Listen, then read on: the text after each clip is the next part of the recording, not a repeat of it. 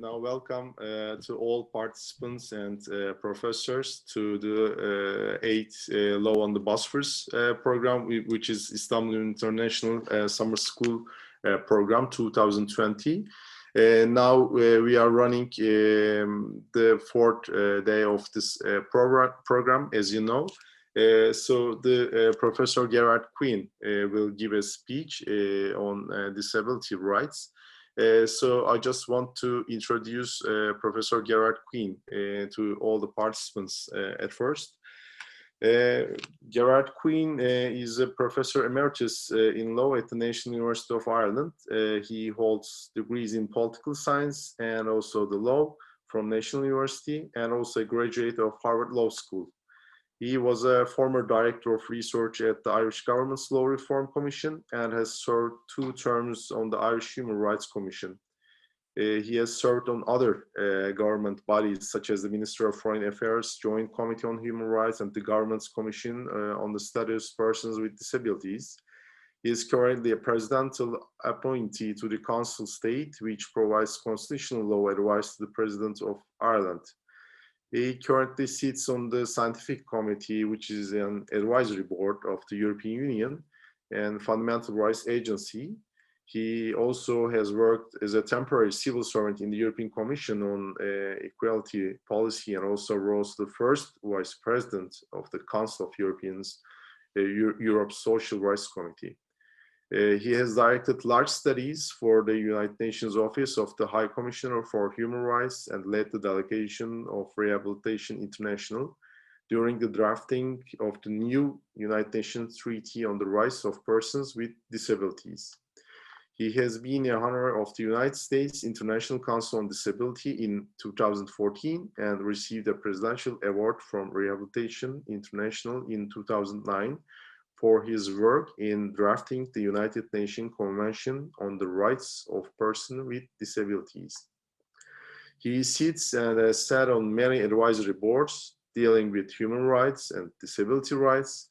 He directs a Center on International Disability Law and Policy at the Law School of the National University of Ireland, Galway. And he holds an adjunct chair in the National Academy of Legal Studies and Research, Hyderabad, India, and is a former visiting fellow at Harvard Law School, and is a former visiting professor at the University of Haifa, Israel, and also distinguished visiting professor at the University of New South Wales, Sydney, in Australia. For now, he is the chairman of the Raoul Wallengberg Institute of Human Rights and Humanitarian Law, and also a lecturer at the University of Leeds. And Professor Gerard Quinn will give a speech on COVID makes intersectionality with age and disability impacts. So thanks for the professor being with us. And now the microphone is yours, Professor. Thank you very much and good morning. And I'm coming to you from our living room in Ireland, and we have a tradition of being very informal. So I'll try and keep this as informal as possible. And I'm not really trying to get at the intricacies of the legal situation, but more the ideas that are at play, which is why I'm looking at intersectionality and COVID. The director of the Raoul Wallengberg Institute is putting together a book on COVID and human rights, and I will be writing the chapter on older people and people with disabilities during the COVID crisis. So I'm going to try and share with you my screen, if you just bear with me 1 second. Okay, perfect. So I have a lovely picture of your beautiful city there in the Bosphorus, which I've always enjoyed traveling to, and I regret I can't be there today. So I want to do 4 things, but very informally. First of all, step a little bit back and talk about the value of an intersectional approach to COVID or to disability or to old age. And I really want to get at the ideas here and suggest to you that intersectionality to the surface. that we might otherwise set to one side or ignore. So I'm not so much interested in the legal technicalities of intersectional discrimination, but I'm more interested in it as a device to bring the truth to the surface. So first of all, why sectionality? The second thing is, why focus on disability and age? I think they're fascinating. There are many other grounds of intersectionality we could focus on, but I think disability and age is quite fascinating because there are a lot of commonalities, but there are also some distinctions which is important to bear in mind. And of course, the vast majority of deaths during COVID are affecting older people with health conditions, which probably means older people with disabilities. So that's a more topical reason why this particular axis of intersectionality is very interesting and revealing. I want to talk a little bit about the problematics, the common experiences. And there are many ways of slicing and dicing this. There are many ways of getting into it and exploring it, but two particular problems really interest me. One has to do with unequal treatment when it comes to healthcare, the rationing of healthcare facilities and treatment.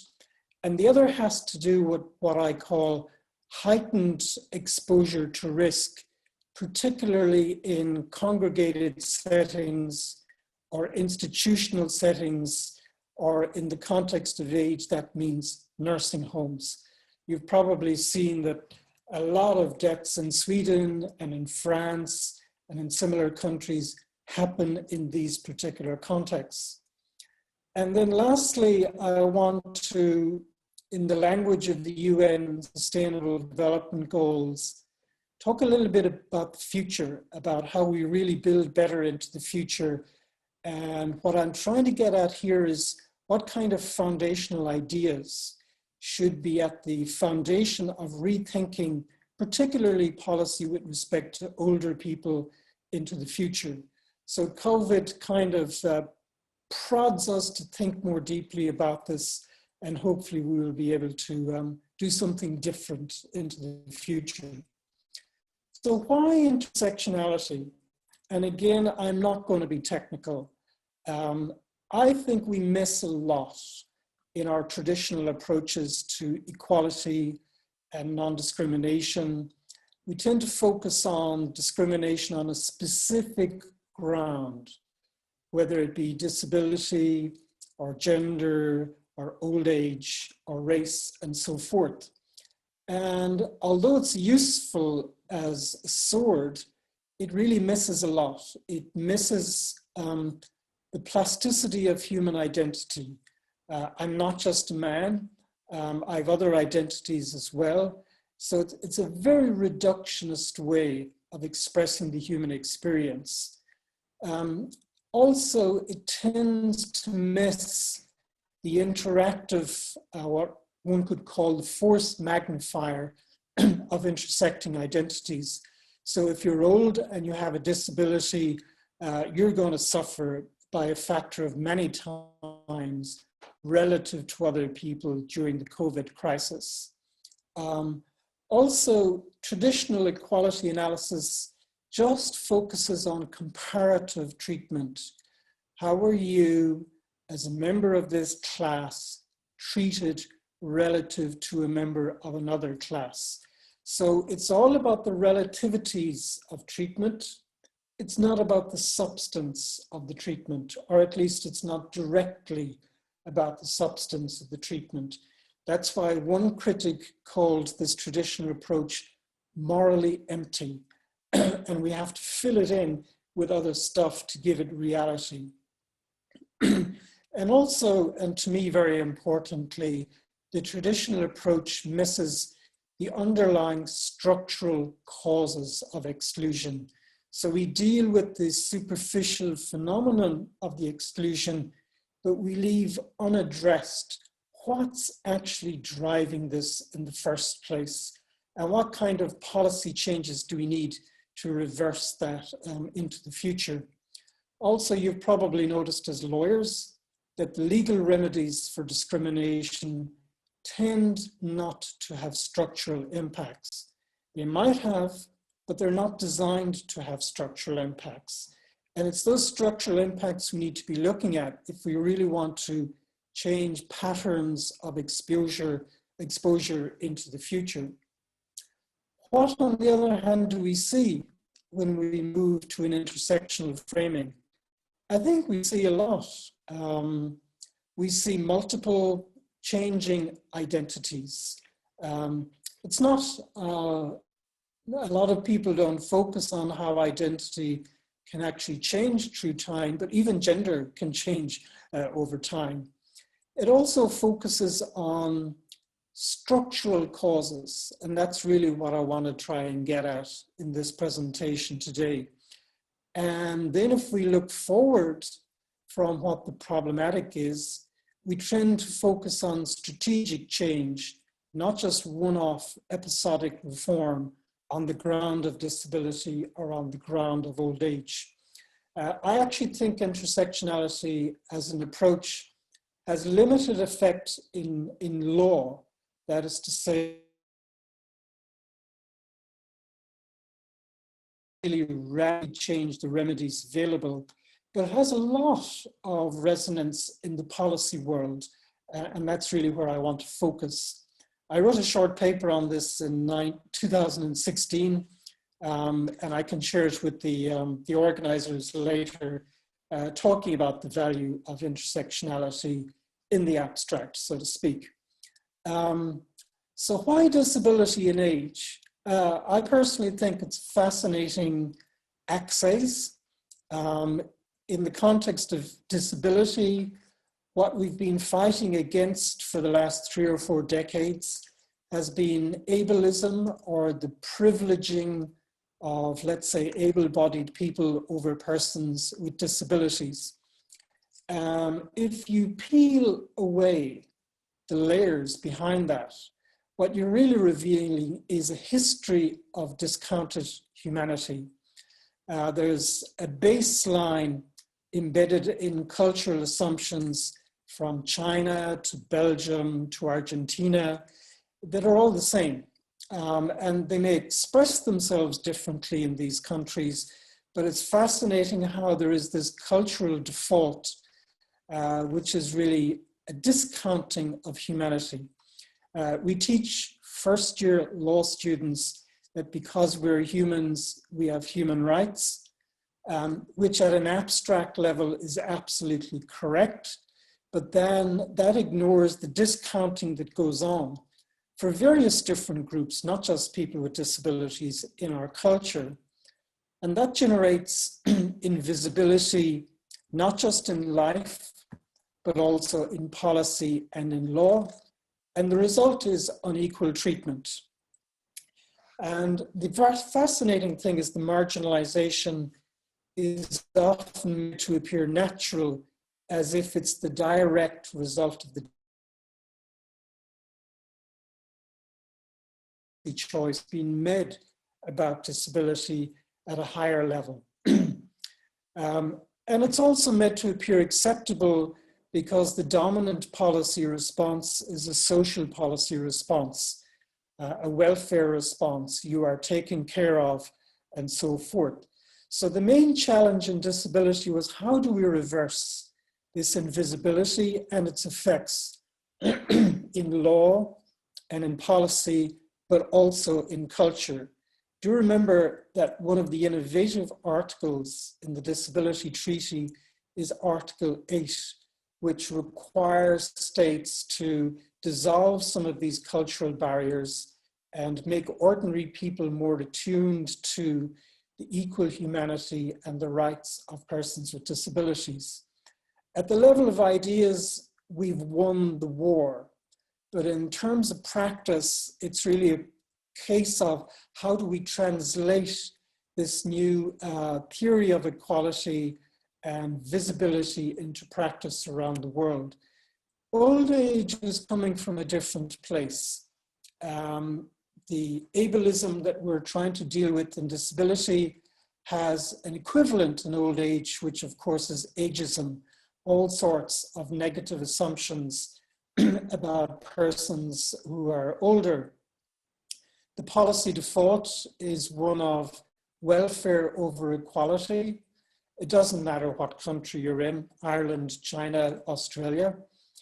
The assumption is, very interesting assumption, very hard to erode this assumption, that humanity is somehow naturally diminished by age over time. In fact, this is very graphic in India. As you grow older, you're expected to sit further and further away from the kitchen table. You're less and less entitled to food, to eat, to participate, and so forth. And in most cultures, the difference of age is said to justify this exclusion. Not the policy choices, they're hidden, they're embedded, but the actual objective difference of age. So this is again made to appear natural. One should be thankful for this social support. And the main challenge in the context of age is restoring visibility to older people and centering them again in their own lives. I'm trying to move my screen forward here. Okay, let me go next.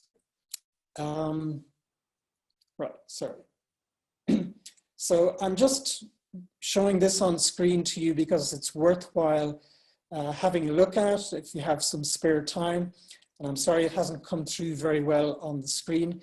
It's what's called the Toronto Declaration on Bridging Knowledge, Policy and Practice in Age and Disability. It's dated 2012.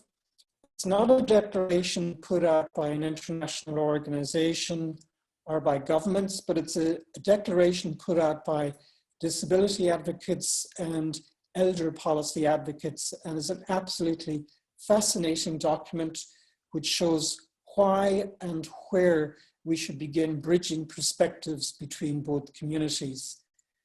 I won't bore you with the details, but these are the 5 axes points they dwell on in terms of bridging policy gaps and developing policy intersectionally between old age as well as disability, because many of the challenges are shared, many are common. I'll leave you read that at your own leisure. So we've done a lot in the context of disability. We haven't done a lot in the context of age. So one of the big questions is, how exportable are some of the accomplishments we've made on the ground of disability into old age, and particularly in the context of COVID? Again, the Disability Treaty is a very long and detailed treaty, and I'm certainly not going to bore you by going through the text or by enumerating the various articles in it.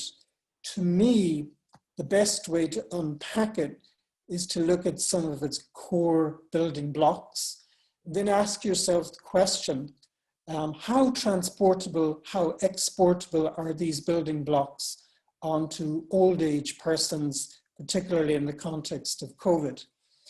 The first building block, the core that runs through the entire treaty, is the theory of equality and equal treatment.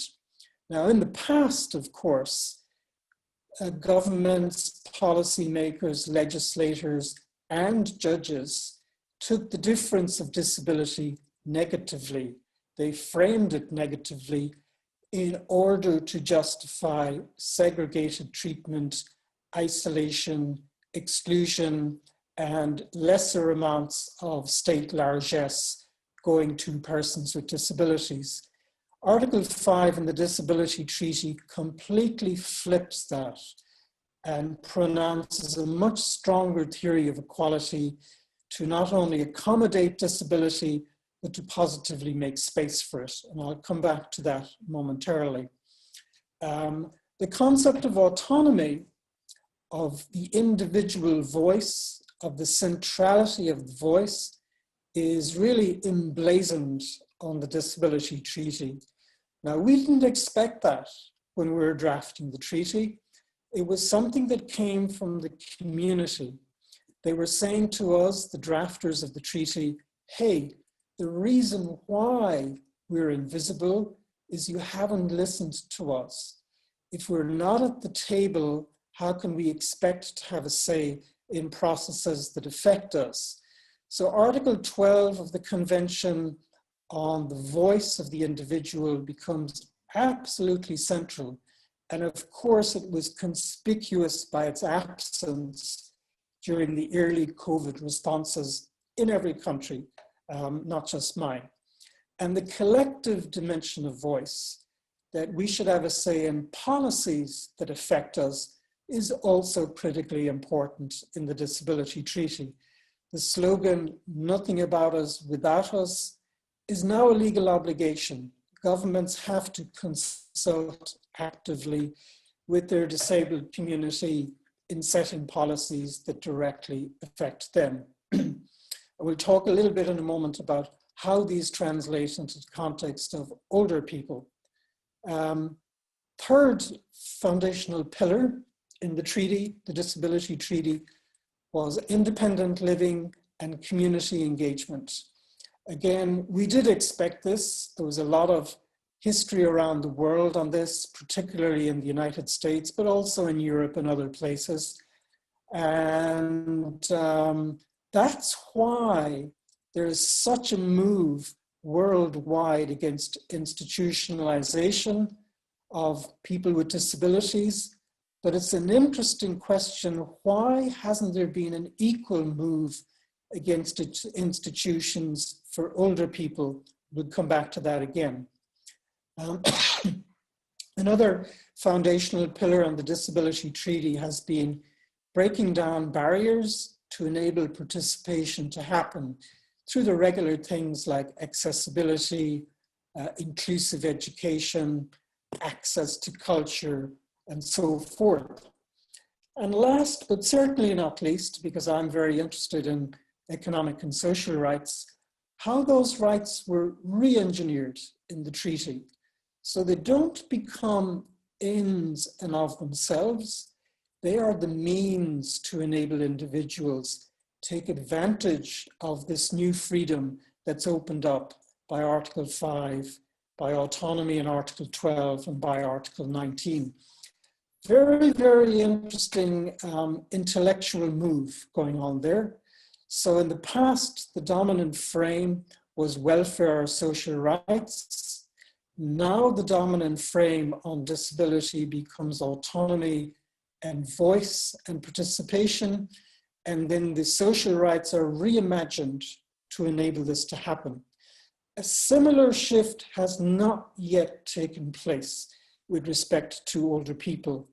And in fact, maybe you could consider the elder rights agenda 20, 30 years behind the disability rights agenda. So there are a lot of compromised pillars to that aging agenda. Equality, instead of driving things forward, is actually weighed down by age. So equality becomes diluted because, well, of course, older people can't live independently, or independent living is for most people, but not some. We do not say that on the ground of disability, but we do say it on the ground of age. So there's also, very interestingly, an acceptance that the voice of older people is faded or is weak or weak.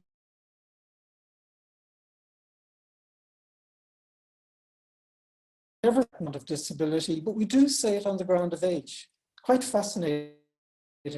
So, so there's a lot of tolerance for very extreme guardianship laws, for example, on the basis of age. Also, there is an acceptance, widespread acceptance throughout the world of congregated solutions, not for everybody who's older, but for many people who are older. And that means in particular nursing homes. So there's a big contrast there between age and disability. Also, expectations of participation are tapered away, and there's little expectation of civic engagement over time. Now, all of that is changing. you can see that the line of travel we traveled on disability is being traveled on the ground of age, but it's taken a lot longer and it's slower. There is a process in the UN of considering drafting a treaty on the rights of older people, and I would highly suggest that you log on to that website at some stage and look at some of the debates that are happening in the UN system about whether such a treaty would be useful and what its content ought to be. I mentioned that equality is the anchor of the disability treaty, and it turns out that the theory of equality that the disability treaty body in the UN system is working from is very, very strong, very robust, and very much attuned to the intersectional approach to equality. There was a general comment 6 produced by the treaty body in 2018. Truth be told, probably the chief drafter of that was Theresia Degener, who was the president or the chair of the committee at the time. And she calls it a theory of inclusive equality. And look at the 4 elements it's said to contain. A fair redistributive element. So it's getting at those accumulated disadvantages, not just a snapshot of where a person is, but a longer term zoom into his or her life cycle to see all of the accumulated disadvantages. A recognition dimension to combat stigma and stereotyping. We'll come back to that later in the context of COVID. A participatory dimension to reaffirm the social nature of people as members of social groups. Some people think the disability treaty is all about highly individualistic conceptions of rights.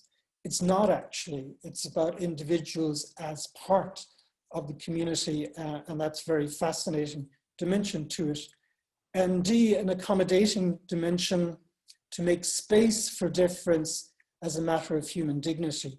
So the traditional equality analysis of allowing difference to weigh down equality is completely flipped on its head.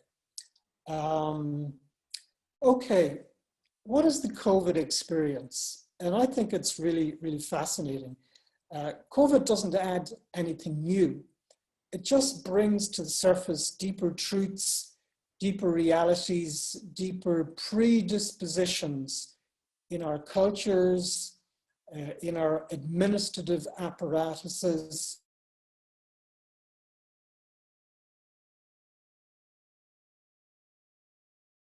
Citizens in our administrative apparatuses are the hardest to deal with because, as Max Weber said, they always assume a life of their own. So even if you change the law or the public policy, the system always tends to revert to type. The administrative system always tends to revert to type.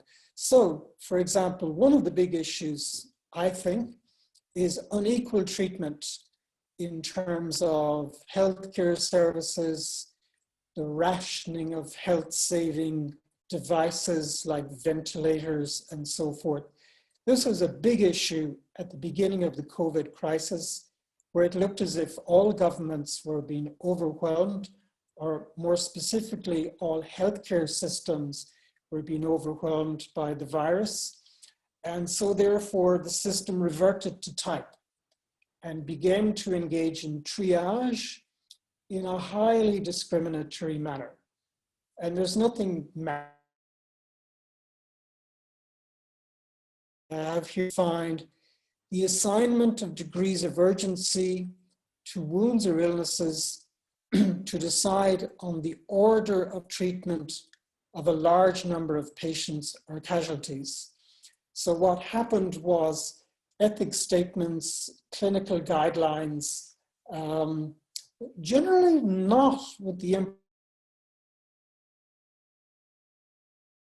that explicitly discriminated against particular types of disability, severity of disability, and particularly older persons who happened to have those health conditions or those disabilities. There was also a lot of unequal treatment when it came to a lot of people had to give up their community living arrangements because it simply wasn't practicable anymore. And also in countries where there was transitions going on from institutions into the community, all that stopped. So the first big issue is how justifiable was all of this triage on the ground of age and disability from the perspective of an equality theory, especially the one that's in the Disability Treaty. The second issue also interests me because it brings to the surface a lot of cultural assumptions.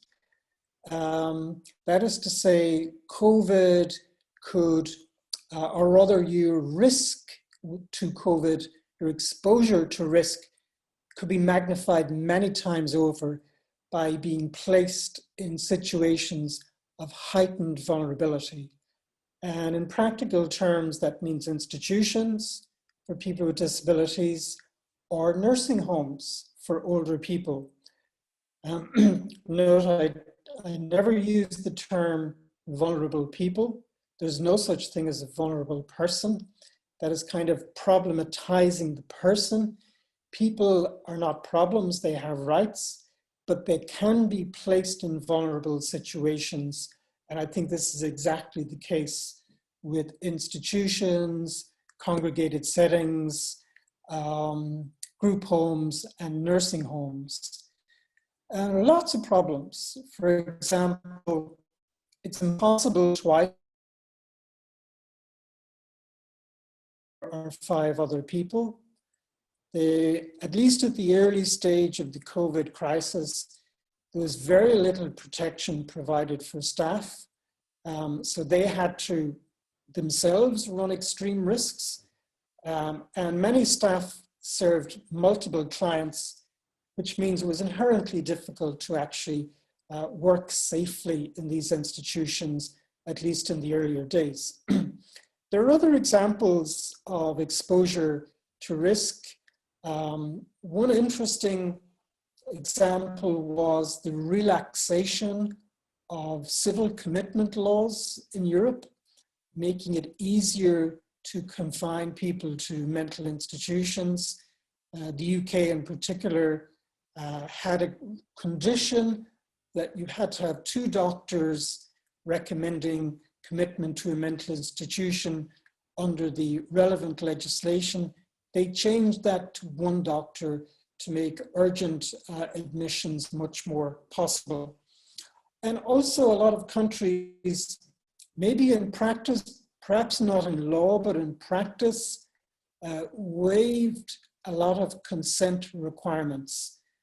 Now there's a lot of suspicion that for many years that consent has been manipulated, particularly in nursing homes. There is a consent form you sign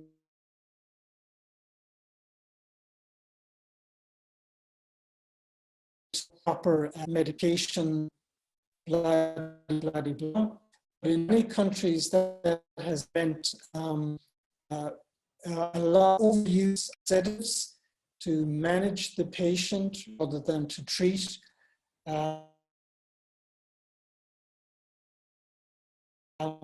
And deal with what's called chemical restraint.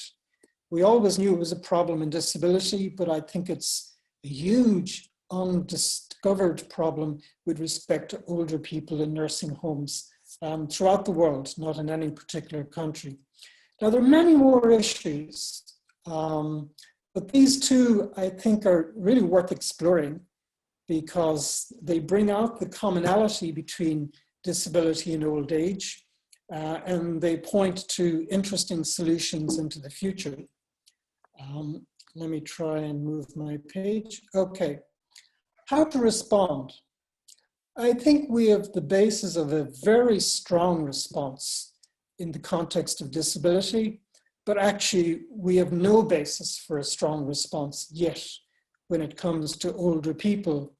And that really is the problem, because a lot of people who have passed away, sadly, from COVID are older people, and particularly older people in institutional settings. Again, if you look at the UN CRPD, we have a list of weapons that we can deploy.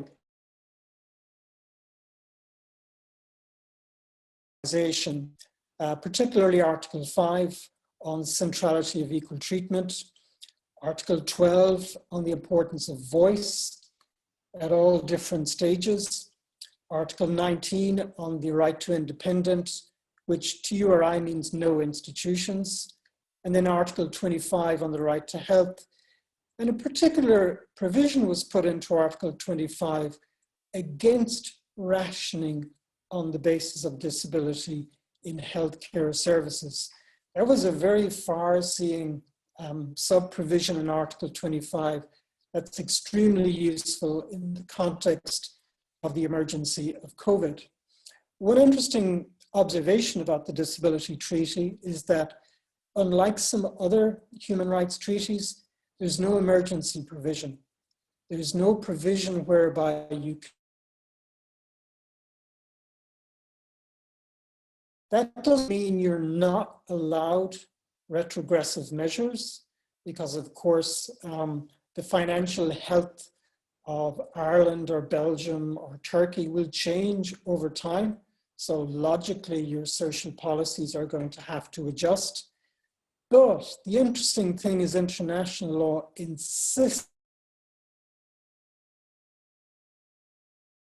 on regressive measure, one of the most important of which is voice, that the voice of those directly affected have a say in how these policies, even emergency policies, are put together.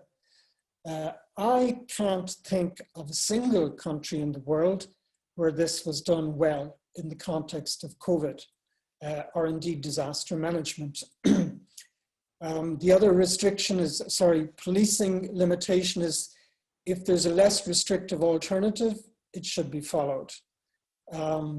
The impact on those most directly affected should be visibly factored into your policy equation or calculation. I certainly, hand on heart, do not think that happened with respect to either people with disabilities or older people all around the world. So no emergency provision, but there is some accordion-like adjustment that can happen during emergencies, provided these general principles are adhered to. And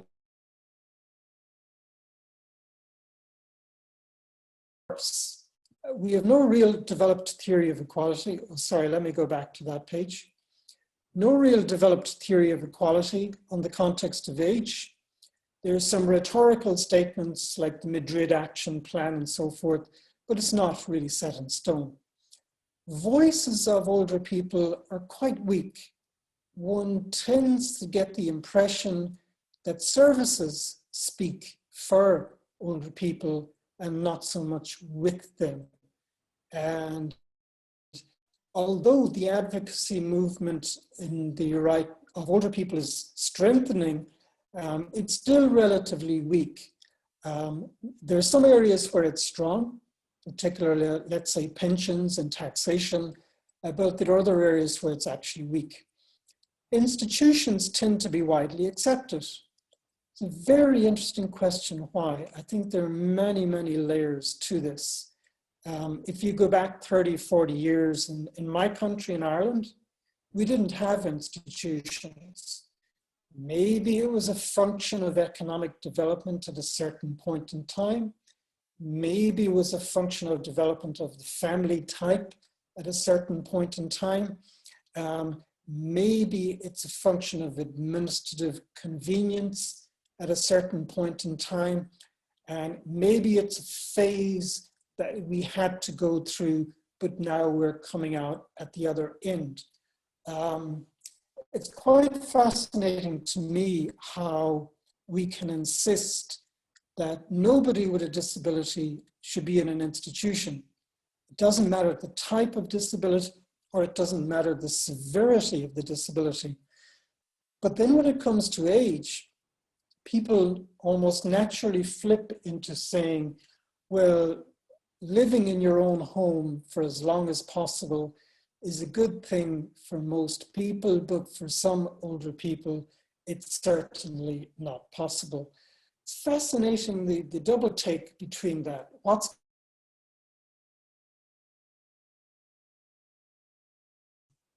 The bottom line is there's sort of a widespread cultural assumption that older people should lose out before other people, particularly younger people, stronger people, and so forth, and that they are in some sense more disposable than other categories in society. Very, very interesting to try and unpack that and explain why that is the case.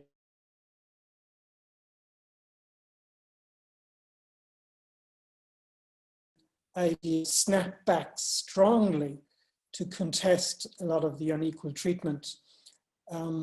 Look to the Office for Civil Rights in the Department of Health and Human Services in the US Department of, Health and Human Services in a case against Pennsylvania. It was an administrative settlement. It wasn't really litigation as such. And basically, Pennsylvania provided ethical guidelines that allowed doctors, medics, to prefer certain groups over certain categories. Generalized assessments to be made without individualizing them, and it seemed to allow implicit judgments about the quality of life, or a person's worth based on the presence or the absence of disabilities.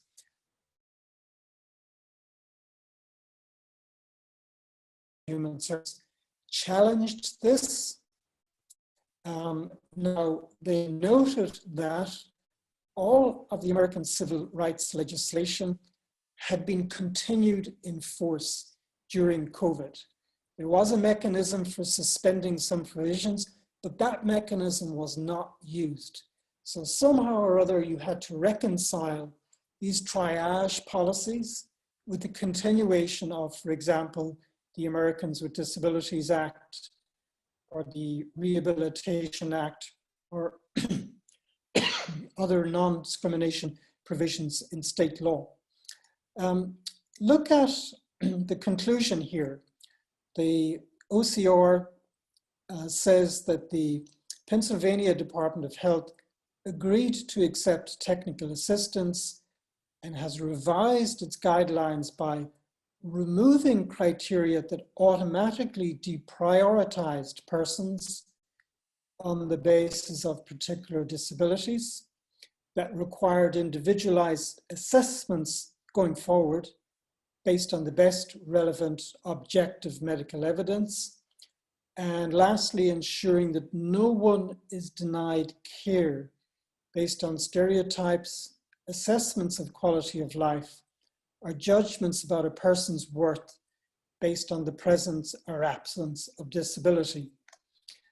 So I still have doubts whether that's going far enough, because it still leaves some space to argue that there are objective or rational reasons why treatment should be withdrawn from, let's say, somebody with an intellectual disability who's age 80 relative to others. That, of course, will be the next settlement, the next dispute to be dealt with. And so far, we haven't seen that coming forward. But I think this is a very interesting crystallization of the power of the equality idea, at least on the ground of disability, in reversing those kind of what you might call ill-informed triage policy decisions. What about the institutions? I mean, it's obvious that were maybe not obvious to everybody, but in Sweden, for example, 24% of all deaths have occurred in the context of aged care facilities to URI, nursing homes. Same is true in France and many other countries around the world. So what's going on here?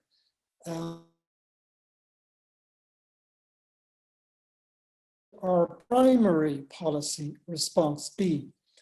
I do remember some years ago, and I know I digress here, we had a scandal in my country in Ireland, which was exploitation and abuse within a institution for people with disabilities. It wasn't a big institution, it was a group home of maybe 7 or 8 people in a group home. And most people said, or reacted by saying, we can protect them better if only we had better health and safety legislation and policing of that legislation. They didn't actually use it as an occasion to ask the deeper question, why do these places exist? And in fact, for many years, it had been government policy to close these institutions. So the real question should have been, why wasn't the government achieving sufficient progress in transitioning people to the community? But the cultural default was so strong.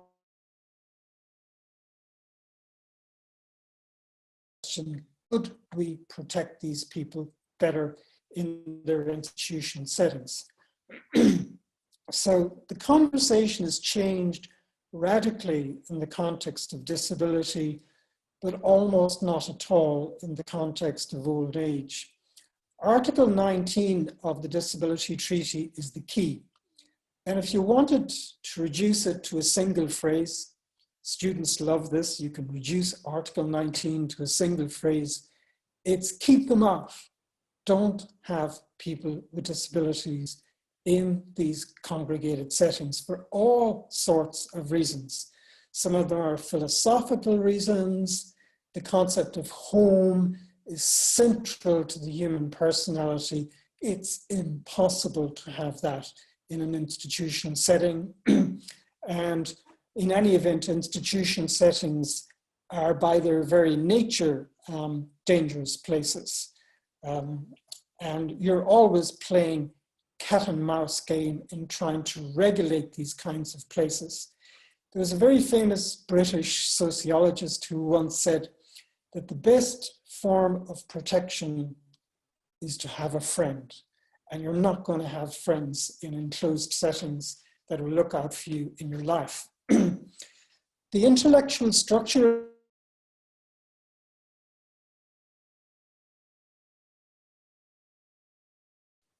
everyone with a disability has the right to enjoy independent living and community living. So there's no distinction based on the type of disability or on the severity of the disability. All sorts of interesting debates on that. I won't get into it, but there's a huge contrast between that and the default assumption in the context of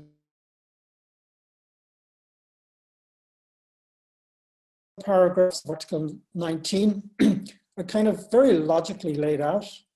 First of all is the question of choice. Now, this is not choice whether to live in an institution or in your own home. It's choice about how you live in the community. Now, there's an element of unreality to this, of course, because I can't choose a beautiful home on the Bosphorus. I can't afford that. But there also is an element of choice within parameters that are considered acceptable.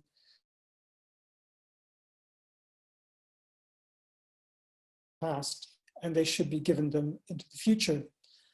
Secondly is a focus on personalizing services. So it's no longer general welfare services provided through, let's say, service providers willy-nilly. It's more about giving the power to the consumer, about enabling them to shop around, enabling and not what other people think they need in their lives in accordance with administrative convenience. And then last but not least, equalizing access to generally available services in the community. So really, really important. When you combine Article 19 on community living with Article 5 on equal treatment, you have big pushback against any form of congregated living arrangements in the disability side of things. Not so in the context of age. A lot of age groups, elderly rights groups before COVID, I emphasize before, congregate settings and nursing homes and varieties of institutions. Really, really interesting question to ask why.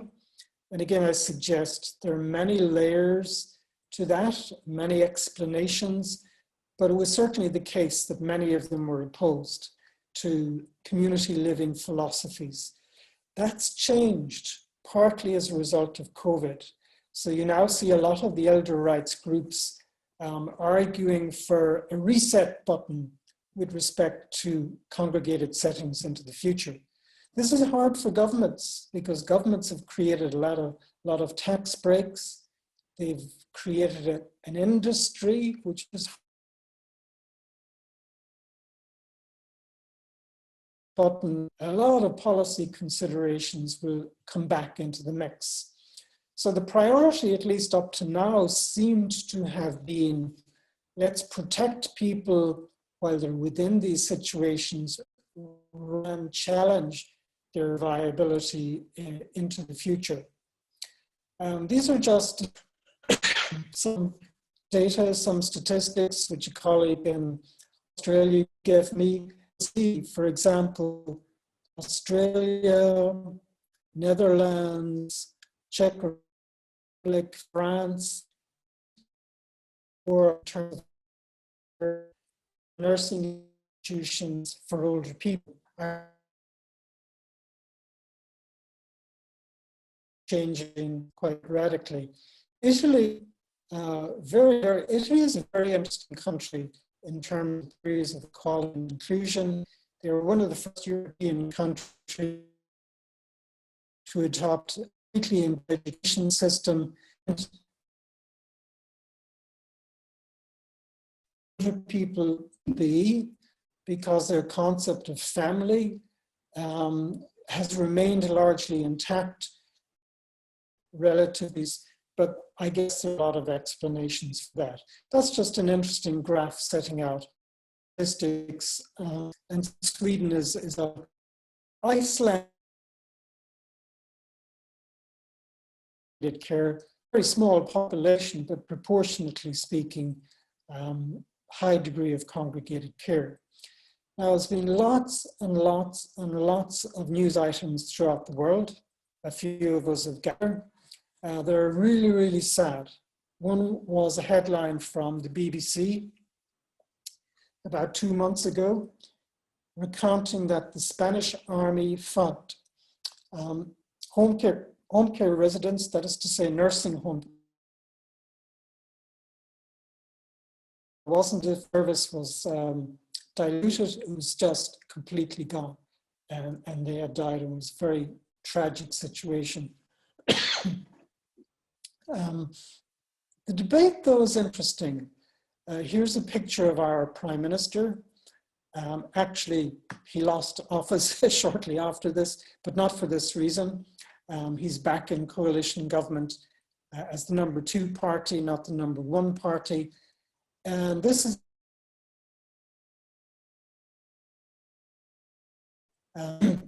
and I give you the search item up top, Leo Varadkar on COVID RTE, that's our national broadcaster Late Show, where he says openly, and he's a medical doctor himself, that in the future, our age policy on nursing homes, policy on institution and disability. You push the video to slot 119, you'll actually see that. First Prime Minister in Europe to openly say that, and then many others try and push forward. I wrote with a colleague an opinion piece for the Irish Times in May about nursing homes must be made a thing of the past. I won't give you the full text of it, but there we talk about the Australian Royal Commission on Aged Care are now openly calling for suggestions about alternatives to institutional care. The European Parliament is going to have a debate on the future of nursing homes in September. I'm not exactly sure of the date yet, but I can pass that on to you to share, because that'll be a very interesting debate to watch itself.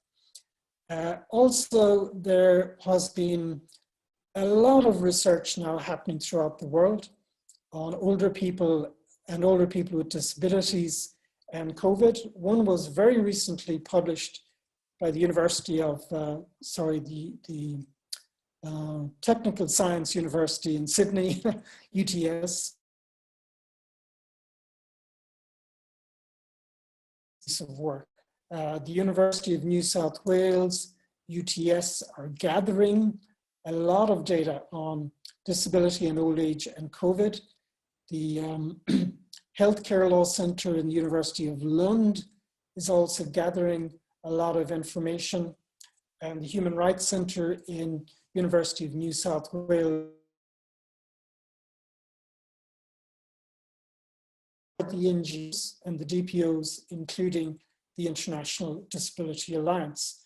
So for a researcher, there's a huge amount out there that needs to be crunched down and made more accessible. But this particular paper coming from Australia is really, really outstanding. We did an article recently, about 5 of us, on advocating for the human rights of older people in COVID and beyond, to change some of their practices in terms of triage and legal capacity and autonomy and so forth. Up the top, you have the actual citation, but I can send a list of resources later to the organizers of the summer school.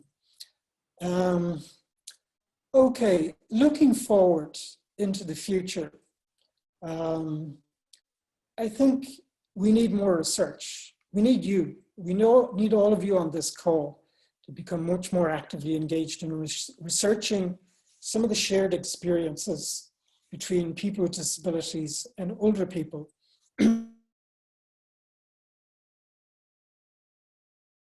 This from the perspective of class or economic inequality. Doesn't matter, it's all useful, it's all highly relevant. We need also to be thinking of life cycle policies, not so much ground specific policies like age or disability.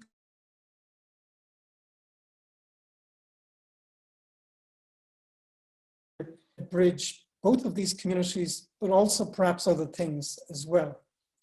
One thing that's been, I think, absent throughout the crisis has been a focus on voice, particularly the voices of those most directly affected, whether older people, people with disabilities, maybe people who live in low status jobs, which means they cannot self-isolate very effectively. You can't if you're a bus driver or if you have to commute on a bus every day. We need a lot of their voices coming forward into the policy mix, and they're not so far. So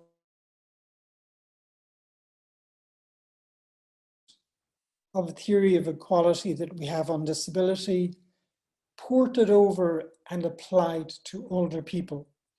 That wasn't happening before COVID, but I now see a lot of the elder rights groups arguing for a much more robust theory of equality to challenge some of the ill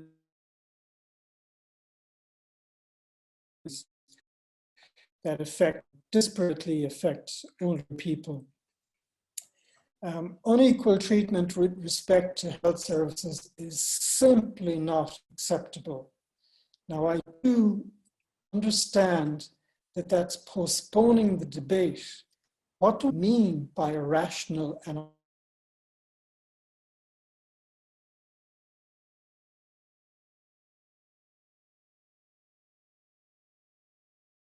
for the rationing of healthcare services if you move to a much more rational and objective system?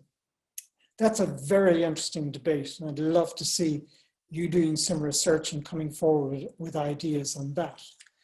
The debate on the future of institutions, but it needs to intensify. Nursing homes are now obviously dangerous places, but I would say they're inadvisable in any event. And it was an ill thought out policy option over the last 30 or 40 years. Again, it's going to be very hard to unravel.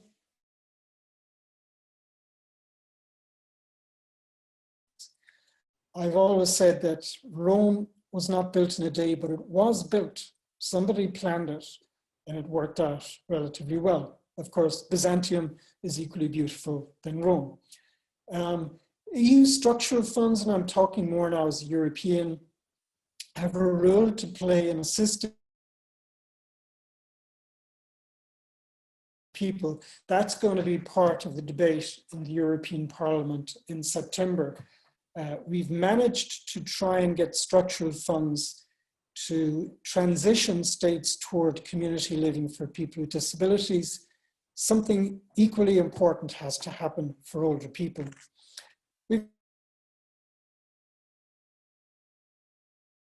There is an independent working group in the UN system. Please log on, have a look at what they're doing. Please get involved in that debate, not just about why we need the treaty, but what kind of content should it have?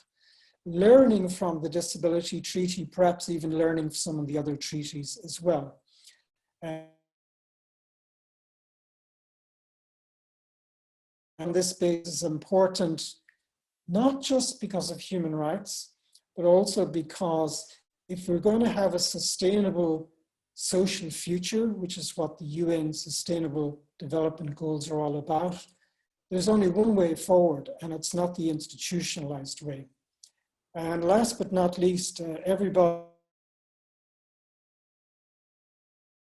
either now or as a researcher and into the future, please get involved in the process on the UN Open-Ended Working Group, and they would very much welcome your input, as would I. Thank you very much. I think I went on for far too long, but hopefully it opens up some issues for people to comment on and share.